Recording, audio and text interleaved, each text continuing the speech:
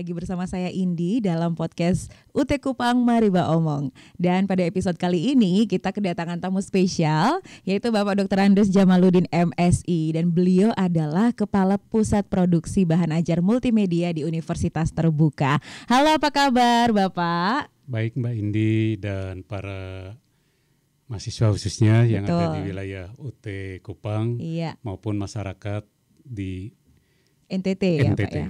Ya. Wah, ini Bapak yang pertama nih Pak, udah berapa kali sih datang ke NTT deh? Alhamdulillah, jadi Mbak Indi dulu pada saat dulu namanya Kepala UPBBJT, Kepala UPBJJ UT Kupang, dulu Pak Ayub sekitar tahun 2005 atau 2006 saya sempat juga ke UT Kupang, namun belum di sini kan Pak ya, masih gedungnya. di UT yang lama. Iya, ya, betul. Jadi ini yang kedua kali saya datang ya. sini. Beda banget ya Pak ya. Betul. Itu yang barangkali ingin saya sampaikan. Barangkali pertama kita harus bangga ke UT. Iya. Kenapa? Ternyata gedung UT, fasilitas UT itu sangat nyaman. Betul. Ya, ini pasti disokong oleh pimpinan UT mulai dari rektor sampai direkturnya. Ya. Jadi seperti Mbak Indi dan staf serta mahasiswa harusnya berbangga kan dengan fasilitas yang ada di khususnya di UT Kupang ini. Iya. Wow.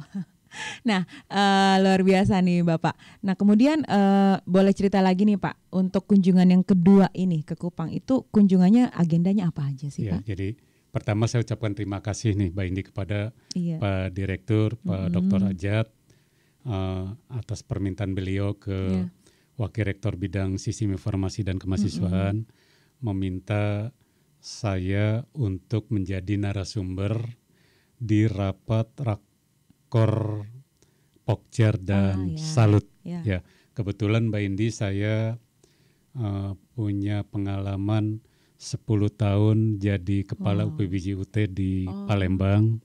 Dan 1 tahun 8 bulan jadi Kepala UPBJ UT di Semarang. Ya, mungkin itu sebagai dasar Pak Direktur, Pak Dr. Ajat meminta saya juga untuk berbagi pengalaman. Seperti itu. Wow, jadi ini untuk kembali lagi memaksimalkan layanan UT kepada seluruh masyarakat di NTT, maka Bapak hadir untuk memberikan ilmu-ilmu ini, bagi ilmu nih ya untuk semua pengurus Salut dan Pokjar. Baik, Bapak. Nah, Bapak ini kan kapus dari P2BAM ya Pak ya. Nah, salah satu tugas utama P2BAM itu adalah, ini juga untuk diketahui seluruh mahasiswa dan alumni UT, bahwa tugas P2BAM yang dikepalai oleh Bapak Jamal ini adalah untuk merancang, mengembangkan dan juga memproduksi bahan ajar berbasis multimedia ya Pak ya.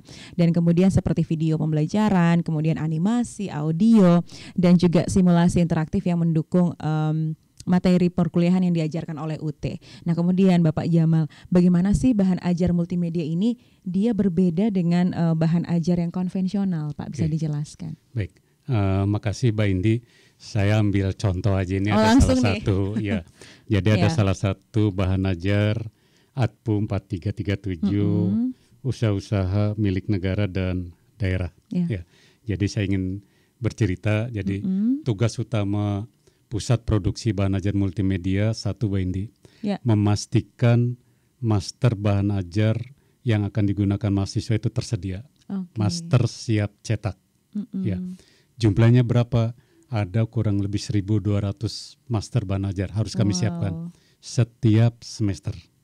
Nah, jadi dari ini ya Pak ya? Iya, dari master nanti bisa jadi baru bisa jadi ini. Jadi nanti saya akan menceritakan ke Mbak Indi dan para pendengar dimanapun berada sampai terjadinya bahan ajar seperti ini.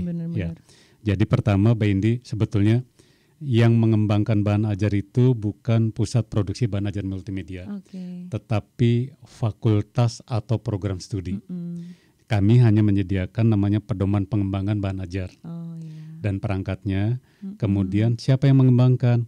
Yang mengembangkan adalah fakultas atau program studi. Nanti mereka akan mengkoordinasikan namanya kegiatan pengembangan bahan ajar. Siapa yang diundang? Para pakar di bidangnya masing-masing. Jadi tidak tertutup kemungkinan pakarnya itu ada dari Universitas Indonesia, dari ITB, dari Unpad, siapa tahu juga dari Undana. Betul. Ya, mereka di bidangnya diberi kesempatan untuk mengembangkan, menulis. Nah, pada saat mereka menulis, maka kami harus menyediakan namanya rancangan mata kuliahnya, supaya para penulis tahu arahnya apa gitu. Wow. Ya. Nah, setelah penulis mengembangkan, Mbak, berdasarkan pedoman yang kita siapkan.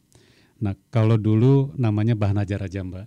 Nah, kalau sekarang itu kita sebut dengan namanya bahan ajar interaktif. Apa sih harapan kita? Jadi kalau dulu gini, Mbak, kita ingin cerita. Dulu tuh ini bahan ajar cetak, media pembelajaran itu dalam bentuk kaset, ada di belakang. Oh benar, saya masih dapat itu. Benar, seperti itu. Jadi antara bahan ajar dengan media itu terpisah. Iya. Nah, Mbak bisa bayangkan sekarang, kalaupun kasetnya ada, tape recordernya ada nggak yang memfasilitasi kaset? Udah nggak ada ya, Pak ya, benar. Bahkan nyari kasetnya aja sekarang udah susah. Mbak.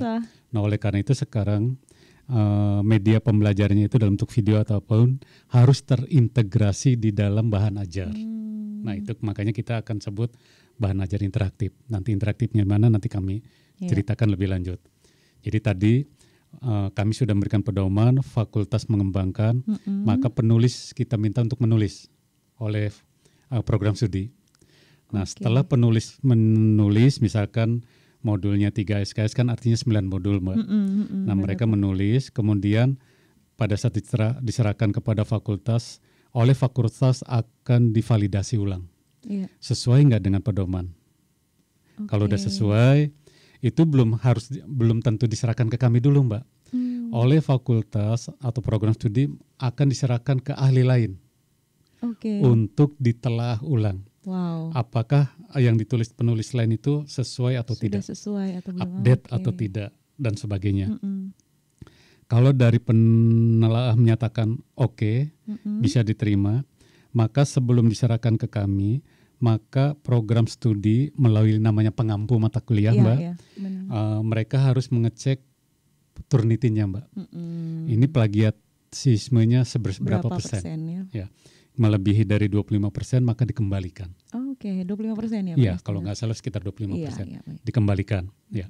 Wow. Nah, kalau sudah dari fakultas, baru diserahkan ke kami, Mbak. Itu baru belum masuk itu, belum masuk ke P2 BAM, baru diserahkan. Nah, pada saat diserahkan ke kami, itu belum kita proses. Kita telah lagi, Mbak. Ada dua kita telah. Kalau fakultas harus memastikan bahwa materinya update, materinya benar. Itu tanggung jawabnya ada di fakultas, Mbak. Tugas kami adalah pertama, apakah medianya ini relevan? Media yang dikembangkan oleh penulis atau oleh pengampu dan sebagainya. Kedua, apakah medianya ada Creative Commons-nya? Kalau medianya tidak ada Creative Commons-nya, maka kita kembalikan, Mbak. Kenapa? Karena bisa jadi ngambil dari suatu sumber, ternyata nanti sumber itu ditutup, maka nggak akan masuk kan. Kedua, bisa jadi itu bisa dikomplain oleh yang miliknya, orisinalnya. Benar. Seperti itu. Maka kami memastikan bahwa harus ada Creative Commons-nya. Nah, kalau videonya misalkan dikembangkan oleh si penulis bahan ajar, harus ada pernyataan, Mbak, dari si penulis bahan ajar bahwa videonya boleh diinjekkan ke kami, ke bahan ajar. Karena kami khawatir juga suatu saat kok video gitu. Punya saya kenapa dipakai di sini gitu, tanpa pemberitahuan. Maka harus ada itu surat pernyataan bahwa boleh digunakan di bahan ajar yang dikembangkan. Itu baru ditelaah dari sisi namanya telaah media, Mbak.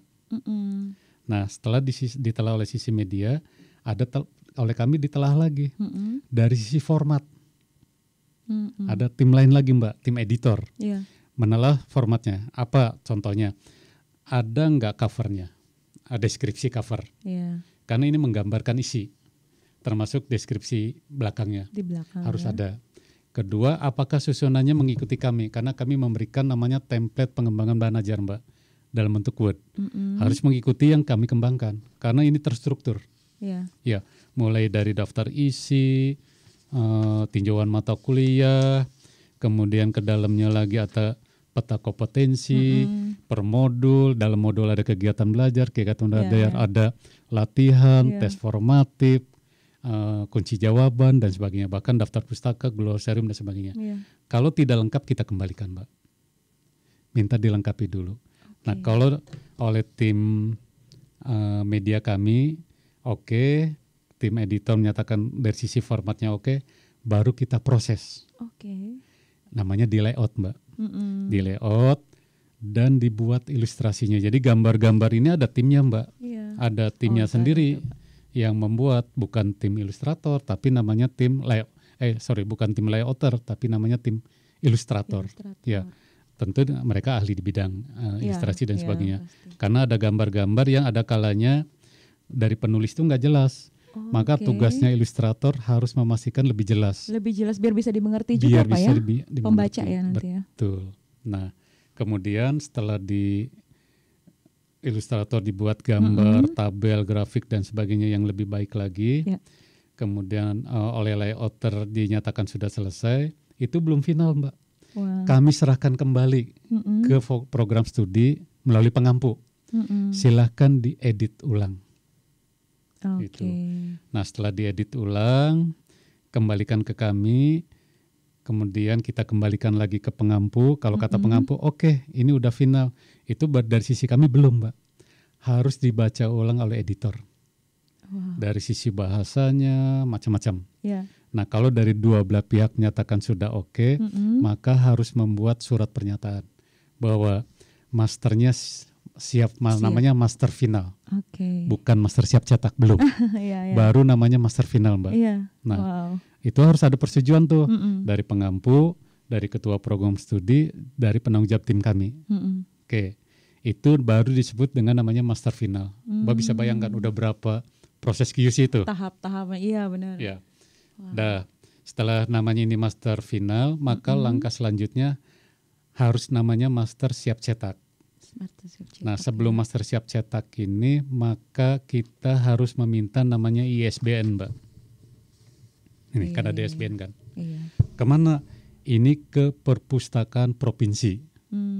Bukan UT, instansi lain. Tadi Mbak, ada nggak bermitra dengan instansi lain? Harus ada. Karena kita nggak bisa buat ISBN sendiri. Ini harus dari Perpustakaan Nasional. Kemudian ada lagi namanya lembar KDT. Ini kita mintanya ke perpustakaannya UT. Nah kalau sudah dapat ISBN, dapat lembar KDT, ini baru kita sebut dengan namanya master siap untuk dicetak. Belum selesai tuh prosesnya. Belum sampai kayak gini nih Mbak. Nah setelah master siap cetak, ada unit lain Mbak. Mbak pernah mendengar namanya Puslaba? Iya tahu. Pusat Layanan Bahan Ajar. Puslaba akan mengirimkan data ke namanya pejabat pengadaan bahan ajar, PPK, penjabat pembuat komitmen bahan ajar, di bawah Direktorat Dirmau. Ya.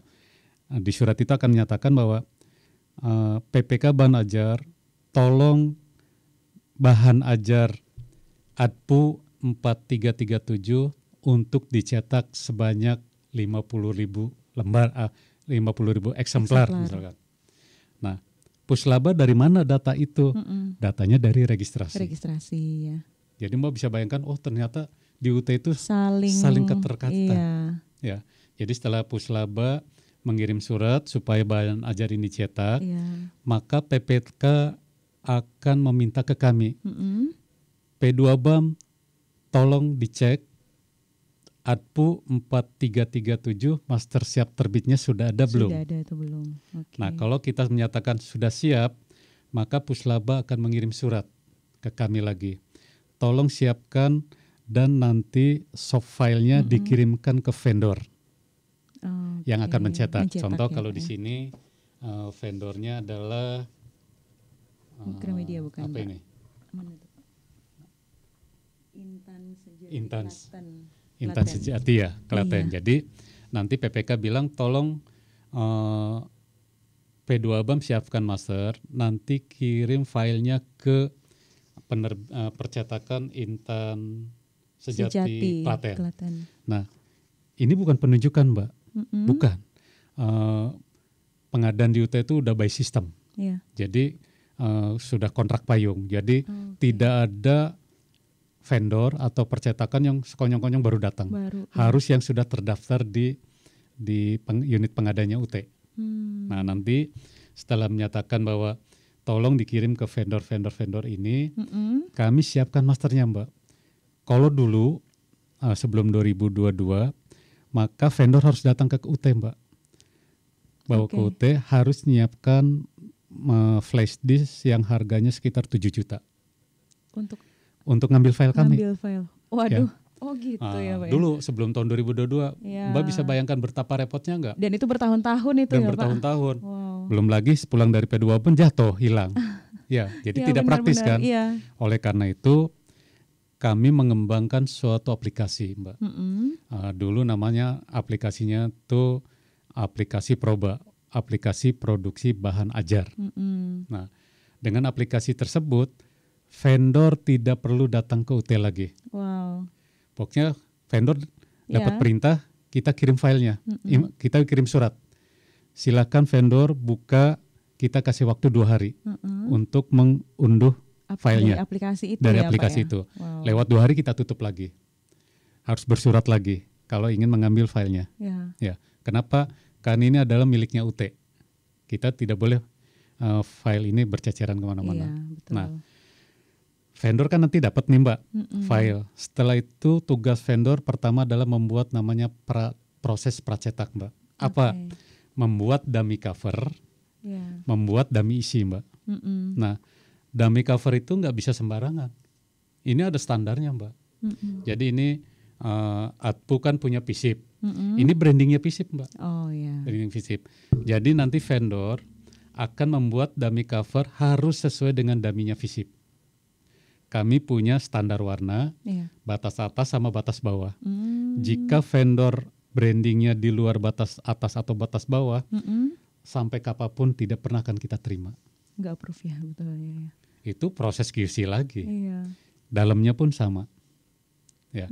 Nah, setelah proses pracetak, vendor membuat namanya dummy cover dan dummy isi, maka langkah berikutnya vendor mencetak, Mbak.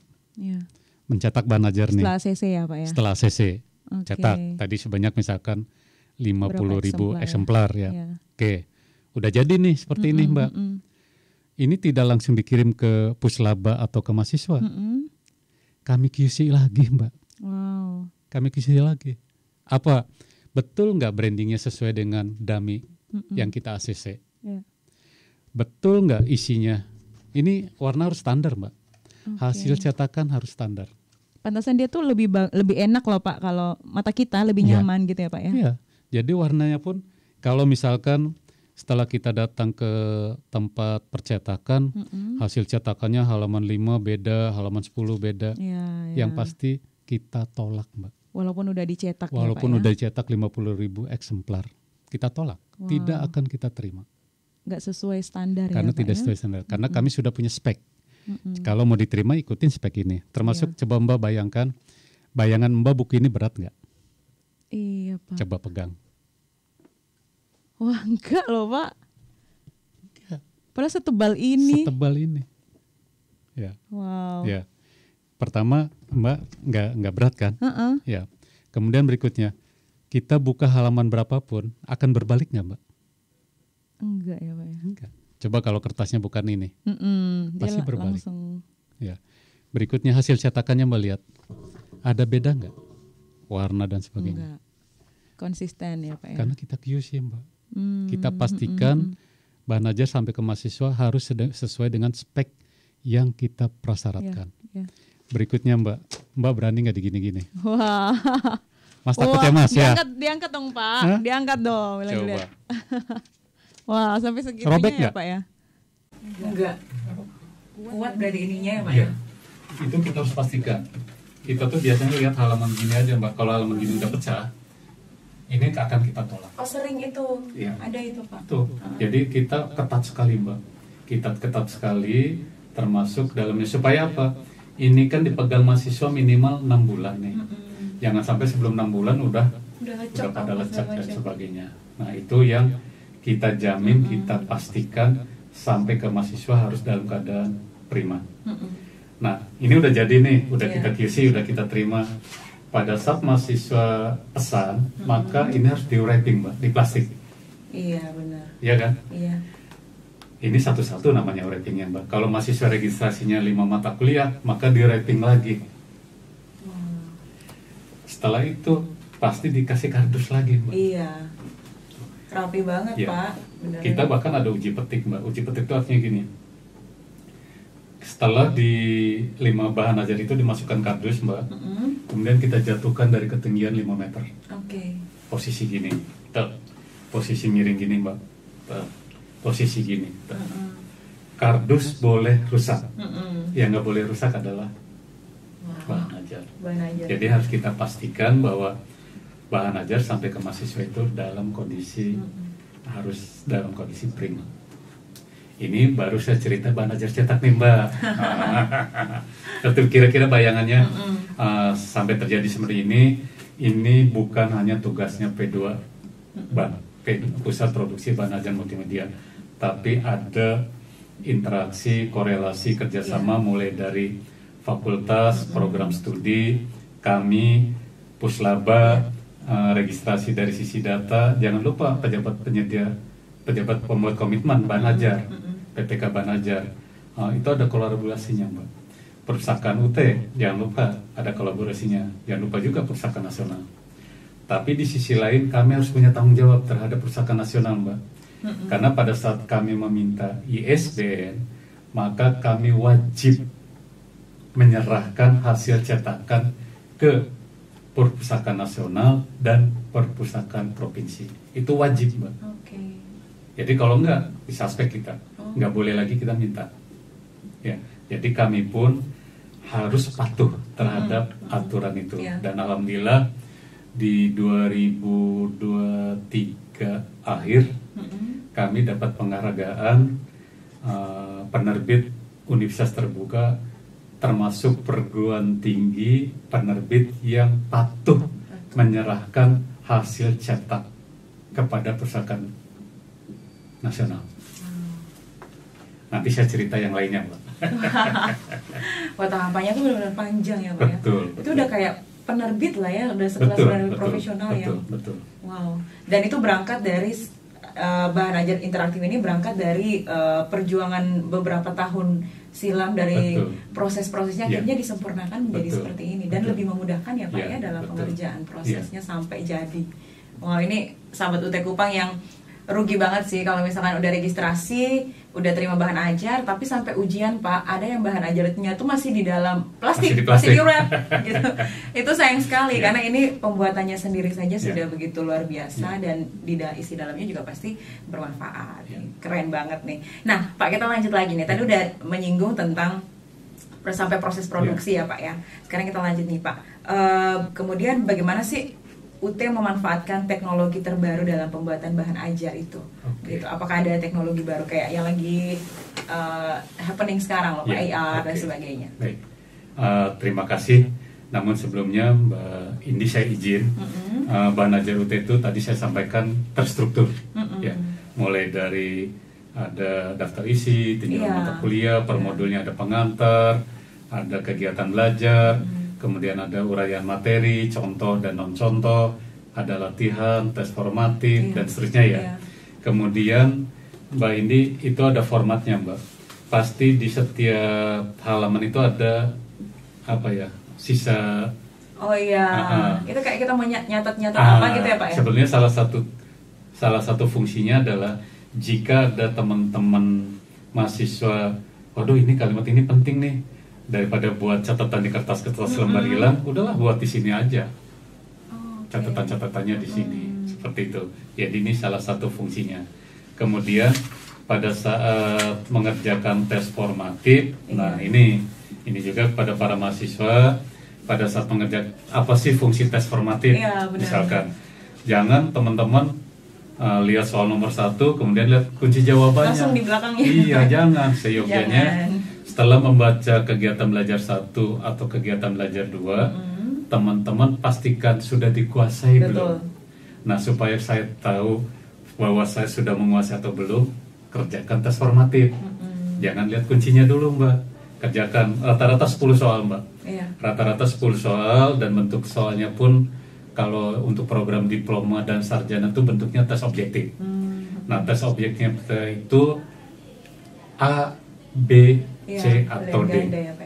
Nah ini sebenarnya dalam rangka latihan pada saat nanti teman-teman ujian juga kan bentuknya tidak jauh dari A, B, C, D. Tes objeknya seperti itu, sehingga sebenarnya ini bagian dari latihan.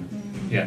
Nah, jadi teman-teman mahasiswa itu kerjakan dulu tuh, misalkan 10 soal, prediksi aja 10 menit atau 15 menit. Kerjakan tuh Mbak, dalam waktu 10 menit atau 15 menit, kira-kira dari 10 soal benar berapa. Di belakang kan ada lembar umpan balik. Jika kurang dari di sini kurang dari 80% misalkan, berarti kan ada yang belum dikuasai. Seyogianya yang belum dikuasainya itu dipelajari ulang. Jangan lanjut dulu baca kegiatan belajar berikutnya. Seyogianya seperti itu Mbak, supaya teman-teman berurut tuh menguasainya. Ya, itu dari sisi susunannya ya Mbak ya. Kemudian ada kalanya para mahasiswa itu kalau mau ujian hanya baca rangkuman. Betul. Padahal Mbak ini mungkin paham lah, rangkuman itu yang buat siapa? Si penulisnya, pakarnya. Iya. Teman-teman bisa baca rangkuman, bisa memahami isinya nggak secara utuh? Bisa iya, bisa tidak. Lebih baik barangkali rangkuman dibuat oleh diri sendiri. Itu ya, dari sisi itu ya Mbak. Tadi Mbak, Pak apakah bahan ajar ini memanfaatkan teknologi? Makanya sekarang kebijakan Wakil Rektor Bidang Akademik itu meminta bahan ajarnya harus interaktif Mbak. Artinya harusnya bahan ajarnya itu sudah mulai diintegrasikan dengan media pembelajaran di dalam bahan ajarnya. Bukan lagi videonya tercecer-cecer. Harusnya masuk di sini. Nah, kami mengembangkan sekarang namanya bahan ajar interaktif. Apa itu? Ada ketentuan setiap modul maka ada satu media pembelajaran dalam bentuk video berdurasi maksimum 5 menit, itu akan ditanamkan di modulnya Mbak. Wow, menarik. Ya, sisanya, nah misalkan gini, saya Mbak Indi penulis modul, videonya itu 1 jam, nggak mungkin kan? Betul. Nggak mungkin ditanam. Yang nggak ditanam itu kita buat linknya Mbak. Kita buat link. Tapi nanti kami dari tim media kami akan bilang ke Mbak Indi bisa nggak dari yang 1 jam ini kita ringkas 5 menit yang bisa ditanam. Nah Mbak Indi tinggal tentukan aja pada detik keberapa, menit keberapa dihapus. Mbak Indi nggak usah ngapus, yang ngapus adalah tim kami Mbak. Nanti tim kami yang menghapus yang kira-kira yang barangkali yang relevan aja, yang nanti yang 5 menit yang pada saat ditanam tuh Mbak, nanti pada saat nanti saya akan cerita bahan ajar dalam bentuk digital. Mahasiswa itu nggak perlu lagi barcode Mbak, cukup klik akan keluar videonya, langsung bisa nonton seperti itu. Nah saat ini yang baru bisa kita tanam di bahan ajar itu adalah audio dan video, bentuk video ya. Berapapun videonya yang penting pasti satu, Creative Commons-nya ada atau tidak, itu satu itu ya. Nah 2 bulan ini kami sedang bekerja sama dengan LPPM Mbak nih. Berarti tambah unit lagi nih. Betul. Yang berkaitan. LPPM itu banyak penelitian berkaitan dengan AR VR. Nah, kami 2 bulan ini sedang mencoba memasukkan AR VR juga ke bahan ajar. Ya, jadi nanti tidak ada video, audio, AR, VR atau media lainnya pun bisa kita integrasikan dalam bahan ajar. Wow, keren sekali nih UT, inovasinya nggak main-main nih. Betul, insya Allah mulai tahun depan nanti AR, VR masuk juga. Wah ini melesat sekali Pak, sat-sat banget. Dan ini untuk 1.200 bahan ajar Mbak, kita kembangkan. Dan pastinya ini semakin mempermudah mahasiswa untuk belajar ya Pak. Betul. Ya pastinya. Nah, apalagi saya tadi pagi jam 6 melihat dari pesawat, lokasi Kupang itu kan banyak daratan dan lebih banyak lautannya atau perairannya ya. Bisa dibayangkan, artinya kan tidak tertutup kemungkinan jaringan internetnya juga. Ada yang bagus dan ada yang kurang bagus. Bahkan masih ada daerah yang belum. Nah, boleh saya ingin lanjut sedikit Mbak? Iya, silakan. Tadi yang saya ceritakan ini adalah bahan ajar cetak, kita sebut Mbak. betul ya? Iya. Padahal kami juga sekarang sudah mengembangkan namanya bahan ajar dalam bentuk digital, Mbak. Iya. Ya, dalam bentuk digital. Ada beberapa bentuk. Mungkin Mbak pernah mendengar namanya bentuknya PDF. Iya. Nah, bahan ajar dalam PDF itu kita juga kembangkan. Iya. Nah, dalam bentuk PDF itu sebenarnya bisa dibaca oleh siapapun, Mbak. Tidak hanya mahasiswa UT, halayak umum bisa. Cuma bacanya di mana? Di ruang baca virtualnya UT, RDV-nya UT. Itu satu dalam bentuk namanya PDF. Kemudian kami kembangkan lagi namanya dalam bentuk EPUB.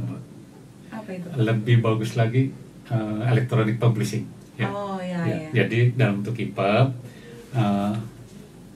kelihatannya kayak PDF, tapi ada kelebihannya, Mbak. Apa? Pertama, ada kebijakan UT dulu, Mbak. Kebijakan UT adalah jika mahasiswa registrasi mata kuliah dan membayar biaya pendidikan termasuk membeli bahan ajar, maka mahasiswa pertama akan mendapatkan bahan ajar cetak. Iya. Betul ya? Betul. Sesuai dengan mata kuliah yang diregistrasikan. Kedua, mahasiswa akan mendapatkan namanya bahan ajar digital, Mbak. BAD. Aturan umumnya adalah jika mahasiswa sudah membayar SPP, maka dalam waktu 1 kali 24 jam mahasiswa akan mendapatkan notifikasi bisa untuk mengunduh BAD.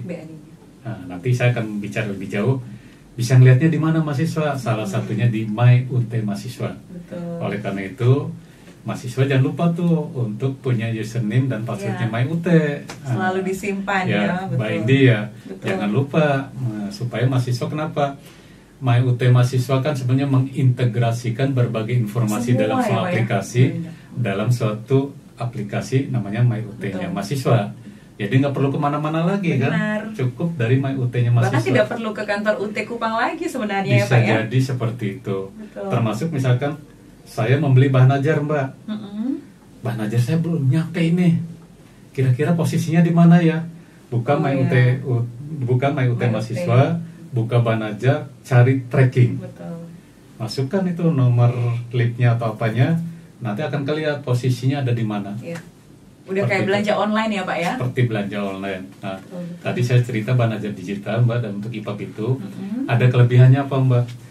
Mahasiswa pertama memang harus punya pulsa dulu, Mbak. Betul. Punya pulsa hanya untuk mengunduh nih, Mbak. Nanti bisa di HP, bisa di PC, bisa di laptop dan sebagainya ya. Nah, setelah mahasiswa mengunduh, Mbak, berikutnya mahasiswa tidak perlu lagi ada pulsa. Wah. Iya. Iya, benar. Jadi, misalkan Mbak Indi mahasiswa UT dan tinggalnya di non jauh daerah kepulauan atau tengah laut, gimana ya? Saya di tengah laut atau saya lagi di pelayaran, tapi saya ingin belajar, kan nggak mungkin saya bawa buku setebal-tebal ini, betul nggak? Nah, kalau Mbak ini sudah mengunduh, Mbak, itu nggak perlu lagi perlu ada internet, udah buka aja, buka HP-nya, belajar mata kuliah yang diregistrasikan, sama persis sama dengan bahan ajar cetaknya. Iya. Bahkan mahasiswa bisa stabilo, Mbak, bisa buat stabilo disimpan, itu disimpan, nanti dibuka tuh, dibuka catatan-catatannya. Kalau dicetak di sini, kalau digital ya yang disimpan itu. Yang disimpan-simpan itu. Kemudian kedua, Mbak, kalau ada istilah-istilah asing, misalkan apa ini, ministerial bla bla bla bla, apa sih artinya, ditaruh di sini, kemudian lihat di Google, nanti ada otomatis di situ, Mbak. Google Translate ya, Pak ya. Google Translate. Wow. Apa itu artinya? Seperti itu. Apalagi buat catatan. Oh, ini ada kata-kata penting, harusnya nulis di sini. Buat di catatan. Udah, kurang apa lagi. Nah, berikutnya, Mbak. Nah, di sini kan ada tes formatif nih. Ada tes formatif. Kalau dicetak, Mbak kan isi satu-satu. Betul nggak? Betul. Isi satu-satu, nanti baru kelihatan kunci jawaban, kira-kira benar berapa. Nah, kalau di IPA enggak, Mbak. Mbak isi aja. Klik, klik, klik, klik, klik, klik, klik sampai 10. Nanti Anda ingin menyelesaikan soal, ya, maka akan keluar benar berapa dari 10 soal. Kayak ujian online itu ya Pak? Sebetulnya kalau teman-teman mahasiswa mau baca BAD, kemudian mengerjakan tes formatiknya, itu sebenarnya secara tidak langsung sudah mulai belajar ujian online. Melatih ya Pak ya, lebih familiar. Iya. Wow. Sama persis kok. Ini tips nih untuk mahasiswa baru nih biar lebih cepat beradaptasi dengan sistem ujian online UT. Perlu kerjakan itu, buka BAD-nya, kemudian coba tes formatifnya. Ya, betul. Seperti itu. Highlight ya teman-teman. Ini baru namanya IPA, Mbak. Ada lagi bentuknya dalam bentuk HTML, yaitu bahan ajar yang bisa disuarakan. Nah, jadi awal ceritanya gini Mbak. Dulu kita itu kan juga menerima mahasiswa yang berkebutuhan khusus. Salah satunya mahasiswa yang memiliki masalah dengan mata ya, seperti itu ya. Nah, saat itu kita ngasih buku cetak Mbak. Mbak bisa bayangkan mahasiswa seperti itu gimana. Oleh karena itu kami mencari terobosan bagaimana supaya dalam bentuk digital tapi juga bisa dipelajari oleh mahasiswa tunanetra. Makanya kita namanya bahan ajar khusus Abacus ya. Awalnya untuk teman-teman mahasiswa tunanetra Mbak. Jadi nanti misalkan Mbak belajar modul 3 KB1 Mbak blok nih Mbak, blok, kemudian klik suara. Maka ini akan baca sendiri Mbak, baca. Jadi mahasiswa tunanetra sekarang udah nggak masalah, bisa belajar dengan melalui aplikasi aja, seperti itu. Tapi ternyata perkembangan zaman, belajar dengan suara itu tidak hanya dibutuhkan oleh teman-teman tunanetra, juga dibutuhkan oleh kita. Jadi ada mahasiswa yang karena bekerja, tidak punya kesempatan baca, tapi ingin belajar. Ternyata sambil kesibukan dia daripada dengar yang lain belajar sebetulnya Mbak. Nah, itu kita anggap sebagai bahan ajar khusus. Aplikasinya adalah text to speak ya, jadi bisa dibaca. Persis sama juga dengan ini. Nah, itu salah satu yang kami kembangkan juga. Ini berdasarkan kebutuhan dari mahasiswa juga ya Pak ya, karena keberagaman mahasiswa kita. Dan kami pun studi banding Mbak ke Yayasan Tunanetra. Bahkan kami panggil teman-teman tunanetra itu, coba kita udah kembangkan nih, diuji coba dulu ya Pak ya. Ya, mungkin belum sempurna 100%. Benar. Supaya kita terus melakukan inovasi-inovasi seperti itu. Kira-kira itu Mbak, tadi yang ditanyakan kira-kira apakah menggunakan AFVR atau teknologi yang terbarukan. Wow, luar biasa nih. UT itu berinovasi itu semata-mata berdasarkan kebutuhan masyarakat kita ya Pak. Betul. Ya, kebutuhan yang ada di Indonesia, mahasiswa dan alumni. Nah, kemudian Pak tadi kan sempat disinggung juga kan, kita kan berdasarkan kebutuhan dan juga bagaimana sih yang terjadi di masyarakat ataupun mahasiswa kita. Bagaimana sih Pak melihat feedback dari mahasiswa sendiri sebagai bahan evaluasi mungkin untuk tim gitu kan dalam bahan ajar multimedia yang sudah diproduksi sebelumnya? Oke, baik. Nah, namun sebelum saya cerita feedback dari mahasiswa, jadi tadi saya sudah menjelaskan juga bahwa kami itu tidak berdiri sendiri, tapi berkolaborasi antar unit. Nah, Mbak bisa bayangkan nggak kalau kami tidak berkolaborasi dengan sesama unit, ini bahan ajar jadi nih. Ada unit lain loh, namanya Pusat Pengelolaan Pembelajaran, yang melayani tutor, web, TTM dan sebagainya. Materinya dari mana? Dari bahan ajar kan. Nah, kalau kami tidak menginformasikan update bahan ajar ke Pusat Pengelolaan Bahan Ajar, bisa jadi materi pengembangannya beda dengan ini kan. Artinya apa? Kami dengan Pusat Pengelolaan Pembelajaran juga harus saling berkolaborasi. Satu itu Mbak. Kedua, Pusat Pengelolaan Pengujian. Lah, ujian kalau materinya tidak sesuai dengan apa yang dipelajari gimana? Diprotes tuh bahasa Indonesia tuh. Nah, oleh karena itu kami juga harus berkolaborasi dengan pusat pengujian. Tadi saya cerita kami pernah mengembangkan namanya aplikasi Proba, aplikasi produksi bahan ajar. Nah, ternyata aplikasi Proba itu ternyata kebutuhannya hanya untuk kami Puslaba dengan PPK Banajar. Ternyata ada unit lain yang membutuhkan data kami juga, Mbak. Maka kami integrasikan lagi, Mbak. Sekarang kita kembangkan namanya aplikasinya aplikasi sistem bahan ajar. Nah, aplikasi itu berisi dashboard tentang data bahan ajar, Mbak. Jadi misalkan gini, program studi ini bahan ajar ATPU 4337 itu umurnya udah berapa tahun sih? Kan harusnya kalau lebih dari 5 tahun direvisi, Mbak. Nah, Prodi nanti bisa tahu, oh ternyata ATPU 4337 itu umurnya sudah 5 tahun, maka program studi harus segera merevisi.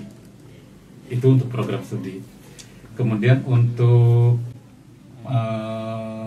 pusat pengelolaan pembelajaran, pusat pengujian, kami akan memberikan update, Mbak. PBB, pusat pengelolaan pembelajaran, pusat pengujian, untuk misalkan masa registrasi 2024.2 ini ada sebanyak sekian puluh bahan ajar baru. Artinya apa? Pusat pengelolaan pembelajaran akan mengingatkan fakultas, Mbak. Ayo buat bahan tutonnya, update sesuai dengan bahan ajar baru. Pusat pengujian, ayo program studi buat soalnya harus sesuai dengan bahan ajar baru. Artinya ini terintegrasi semua, Mbak. Makanya kita buat bentuk aplikasi.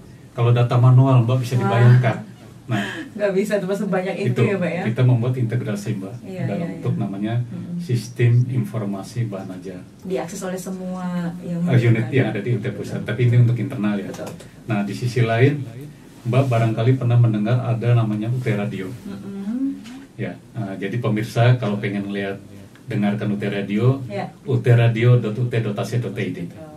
Di situ segala informasi tentang UT itu bisa dilihat, bisa disimak. Kedua, di UT Radio juga ada namanya program tutor radio, Mbak, yang membahas tentang bahan ajar. Mata kuliahnya juga ya. Iya. Nah, saya ingin sebelum Tanti menjawab feedback mahasiswa, pada saat ada tutorial radio itu adalah suplemen, Mbak. Suplemen bagi mahasiswa. Jadi mahasiswa silakan tuh akses tuh tutorial radio. Kedua, sebetulnya itu adalah suplemen juga bagi para pengampu mata kuliah untuk mengintegrasikan video materi tutorial radio itu ke dalam bahan ajar, Mbak. Jadi nggak sia-sia, ada tutorial radio, ada bahan ajar interaktif, itu semuanya terintegrasi nantinya, Mbak. Itu di bahan ajar. Di bahan tutor, kalau Mbak misalkan dosen mata kuliah apa punya video tentang topik apa, nanti pada materi inisiasi ini silakan link ke videonya tutorial radio. Artinya nggak ada semuanya yang terbuang, semuanya saling terintegrasi. Tuh, jadi tinggal mahasiswa memanfaatkan atau mau tidak, kan gitu ya. Tadi berkaitan dengan feedback mahasiswa, jadi saya ingin sampaikan ke Mbak Indi, dulu bahan ajar itu ukurannya besar seperti ini, tapi kertasnya kertas koran, Mbak. Betul. Tidak nyaman ini. Tidak nyaman, Mbak, bisa bayangkan kertas koran tidak nyaman. Kemudian kita ubah ukurannya menjadi ukuran A5 yang lebih kecil seperti ini ukurannya, ya, A5. Nah, namun dari hasil ada direview oleh IOU, disarankan untuk ubah ukurannya menjadi eksklusif. Makanya kita ubah menjadi ukuran A4 ini, Mbak. Ya, ukurannya A4, dan dengan A4 ini pertama cantik kan? Betul. Lebih cantik, lebih nyaman, dan itu yang Mbak tanyakan tadi, feedback mahasiswa yang jelas. Mahasiswa dari sisi dari covernya aja sudah tampilannya ada senang. Kedua, dari dalamnya terstruktur, Mbak. Semua bahan ajar UT yang biasa disebut oleh mahasiswa modul terstruktur, terstandar, terupdate. Jadi feedback mahasiswa ya, kalau menurut hemat saya semua menyatakan bahwa ya modulnya UT terstruktur. Oleh karena itu bahan ajar UT adalah sumber utama belajarnya UT. Kan mahasiswa tidak ketemu dosen. Betul. Nah, supaya bisa ketemu dosen, gimana caranya? Baca bahan ajarnya. Ini catat nih mahasiswa-mahasiswa ya. Jadi jangan ngeluh kalau nilai E, Pak. Banyak tuh yang ngeluh. Ya karena nggak dibaca ya, Pak ya. Dibaca. Nah, nanti kalau setelah dibaca, kan ada layanan pembelajaran yang diberikan oleh UT. Mahasiswa apakah ikut tuton? Apakah ikut tutorial tatap muka, atau mahasiswa ikut tutorial webinar kan. Monggo silahkan. Mana yang dipilih mahasiswa. Jangan lupa yang setelah dibaca tadi Mbak, kalau ada yang tidak dimengerti, sampaikan di kelas tutorial.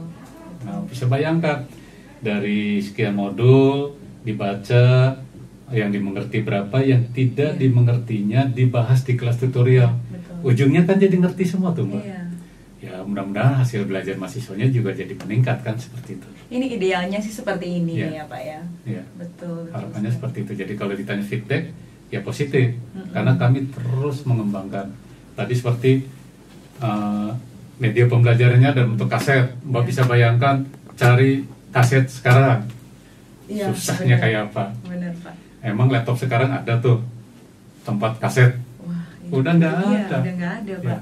Makanya kita sekarang integrasikan aja, praktis semuanya. Dan selalu up to date ke tren ya Pak ya, kalau sekarang UT itu ya. Betul. Kira-kira seperti ini itu. Menarik sekali nih sahabat UT. Jadi kalau kita tahu asal muasalnya, kita jadi lebih bisa, oh ternyata tujuan bahan ajar ini, dan interaktif ya Pak ya. Interaktif, betul. Jadi seperti kita lagi di belajar, kelas. Iya, seperti di kelas. Di kelas tapi dikemas di dalam buku yang bisa Anda bawa kemana-mana. Betul. Jadi lebih tidak harus buku cetak. Betul. Bisa dalam bentuk digital. Betul. Jadi sebenarnya ya UT semua layanannya dalam genggaman ya Pak ya. Betul. Dimanapun Anda berada. Termasuk segala informasi. Betul. Boleh dari UT Radio, boleh dari websitenya UT Kupang, boleh dari websitenya UT Pusat, macam-macam lah. Ya, silakan. Jadi tidak ada istilah saya tidak tahu informasi. Betul. Dan saya susah belajar. Saya susah belajar. Itu tidak ada. Karena untuk yang kayak tadi ya Pak, yang untuk audio tuh keren banget ya Pak ya. Itu luar biasa sih. Jadi UT sendiri yang menghampiri mahasiswa, dan UT menyesuaikan juga. Sampai datang ke tempat rumah masing-masing. Ke rumah masing-masing loh. Itu kampus satu-satunya di Indonesia, cuman universitas terbuka nih. Wow, keren banget nih.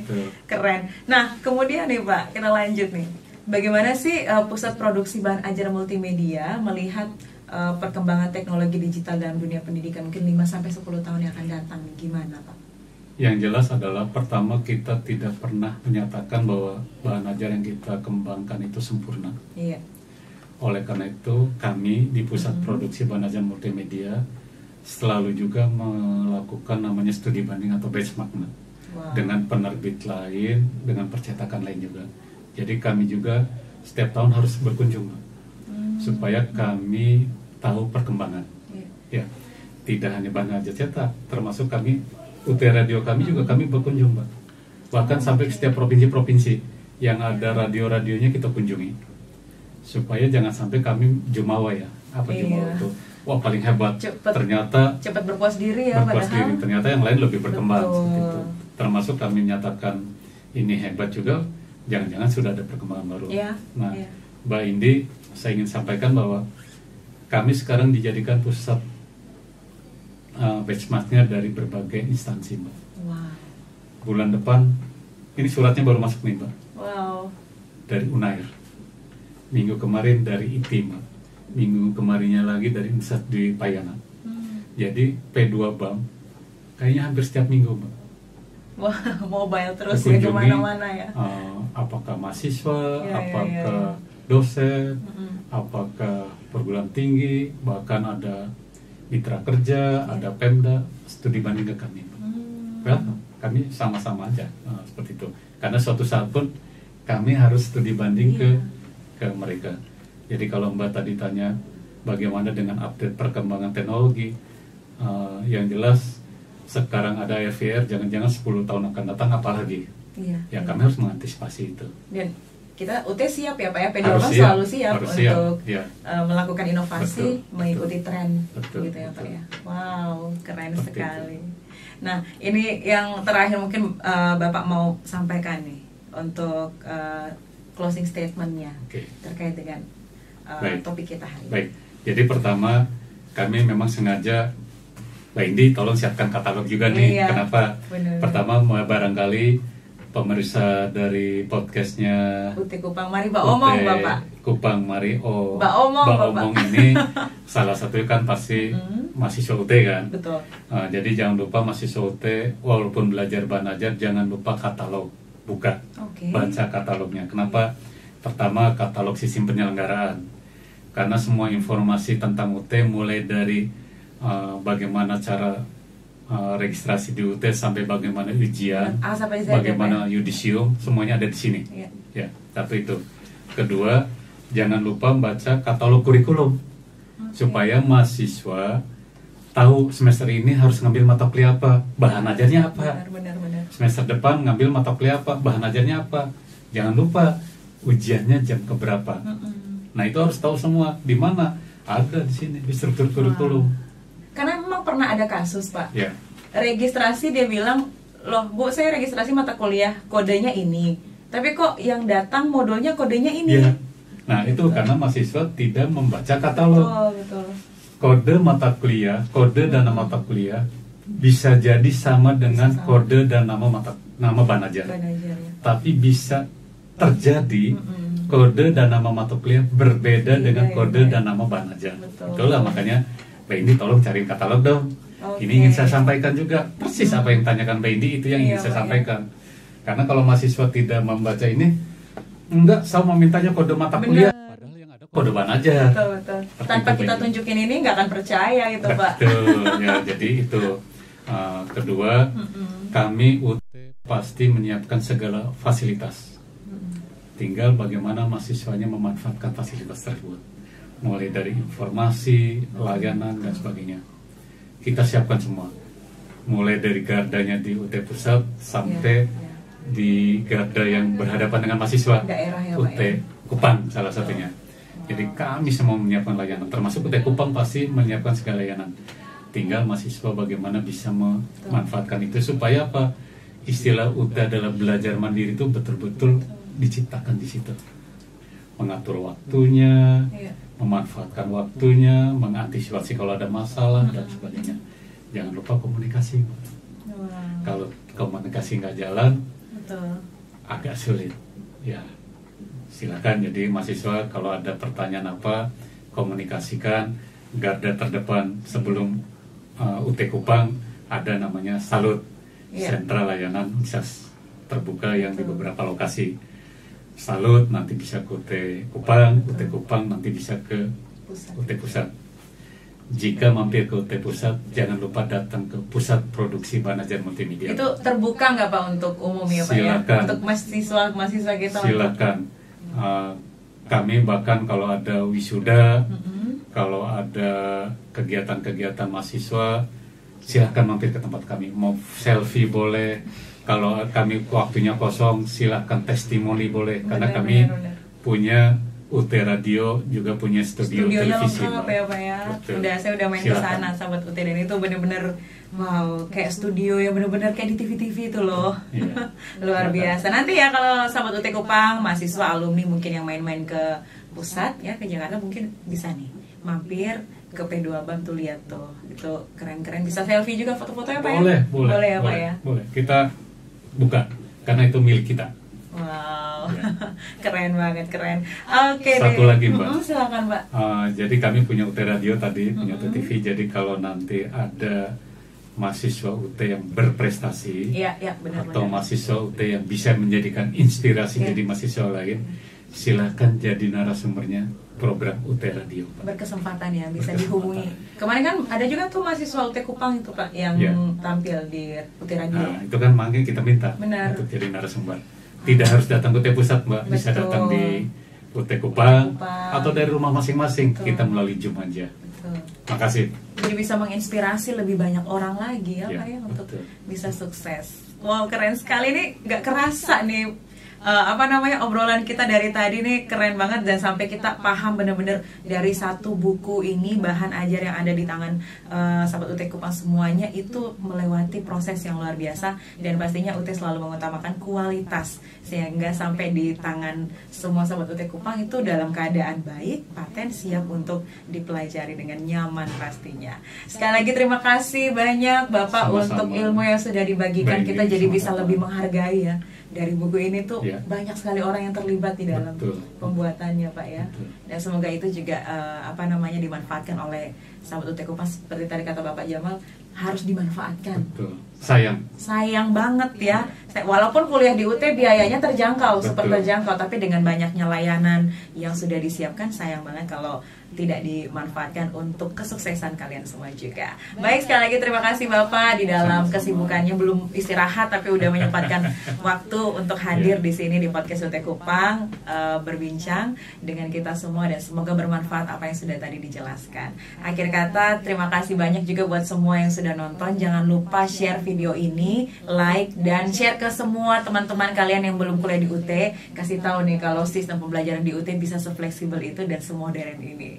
Nah, ini juga mau bilang untuk selalu jaga kesehatan, dan juga jangan lupa ini lagi mau tutorial ya. Jadi persiapkan diri kalian. Tadi pesannya Bapak apa kalau mau tutorial tetap ya? Baca. Betul sekali. Kunci suksesnya itu cuma satu, baca ini bahan ajar, dan kalian siap untuk ujian akhir semester di akhir semester nanti. Terima kasih banyak. Akhir kata, saya Indi bersama-sama dengan saya Jamaluddin. Iya, kami mohon undur diri dari episode podcast UT Kupang pada hari ini, dan semoga kalian selalu sehat. Terima kasih dan sampai jumpa.